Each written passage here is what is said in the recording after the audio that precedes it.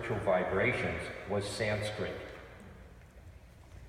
Out of Sanskrit came Hebrew and other root languages, Latin. Though they spoke Aramaic in Israel, the Israeli area, that is now Israel, it wasn't then, still they used Hebrew for holy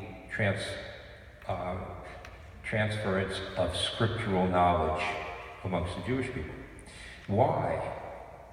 Well, when Sai Baba heard the Jewish prayers for Hanukkah, he said to everyone, it sounds just like Sanskrit. It has the same vibration. So does Latin.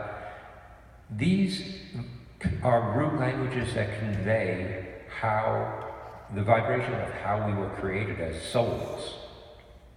So when we say words in Sanskrit with correct pronunciation, or almost correct pronunciation, because it's impossible to have perfect pronunciation, we bring those vibrations into ourselves, and they have the effect of purifying us. And this is the effect of mantras. As well, mantras, such as the ones that we can share here, we're not going to share all of them, they're just examples, are effective in that, for instance, the Skanda mantra brings Skanda. Skanda is a force, an aspect of the absolute, manifested in the form of the protector of the devotees. He is a warrior, and he destroys the negative. Ganesha, for instance, the firstborn son of Shiva and Parvati,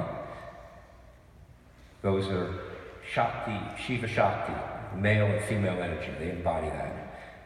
Ganesha is the overcomer of all spiritual obstacles. So if you want to overcome a spiritual obstacle that you feel, you pray to Ganesha. That's why he's prayed to first. But they're vibrations. They're embodied as forms, but they're not Hindu. They're universal beings of love and light, manifested in the form of light, and sometimes also manifested as physical beings on earth at a different time period, like tens of thousands of years ago.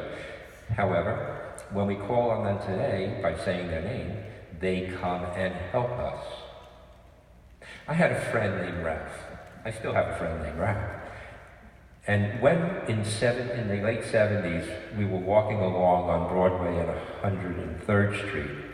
I had just come down from Hilda's, because I lived at Hilda's with a number of other people who are here. And Ralph could see both worlds.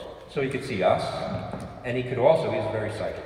He could see the gods, the goddesses, he could see the negative, he could see the manifestation of light as it formed and fed us daily in the form of God's golden light. So I used to play with him. I came out of Hilda's one day, and I said, "You want to see something else?" He said, "What?" I said, "Just watch." I went, "Kali Ma, Kali Ma, Kali Ma." And he started screaming, "Stop, don't say that, she's too ugly for me." I'm like, come on. He was a cop. I was a taxi driver at the time. And it was kind of ludicrous, but nevertheless, he could see Kali Ma. And if you call Kali Ma as the fiercest energy of the mother, or the Shakti, the fiercest form of it, she destroys everything, including Shiva. So she can destroy Shiva with her power of nature. That's what it is, really. And we've experienced that in hurricanes, earthquakes, and all these things that have been happening. But also, on the subtle realm, on the subtle level, she destroys the negativity. She destroys the ego. And so I was saying her name with sincerity, and she came, and Ralph asked me to stop saying it. When we call upon these people in sincerity and in prayer, they come to help us. I've said this many, many, many times, but I'll say it again tonight. I'll remind everybody. You know, we're about 30 here at the most, maybe. On the other side, when Hilda first passed in 88, we were like 100 here, or maybe 150 on a night.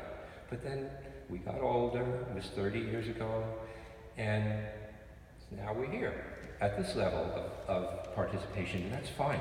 But on the other side, Hilda continues to have a class every night and joins us for these prayer groups. And on that side, there are thousands.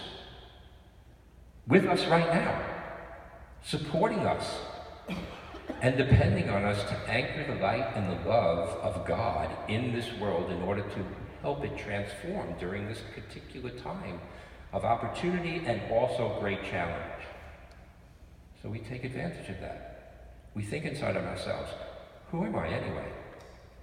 Am I a body? Am I a mind? Am I a personality? And am I an ego? Or am I God? Consciousness. So Sai Baba gave his first mantra in 1984 at his birthday. And he said, say it every day, because this is the essence of the entirety of the Vedas. And I'm going to give it to you as a gift.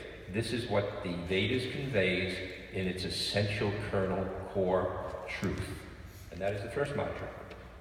I am God. I am not different from God. I am the indivisible, supreme, absolute, Satchitananda, truth, consciousness, bliss. Grief and anxiety can never affect me. I am ever content. Fear cannot enter me. I am God. I am not different from God. Now you might say, how can I possibly be God? Well, I'm going to get to that later. I'm going to say this. This is the clue. Think about this in the interim till we get to it later. If you want to remain in duality, like there's God and there's me,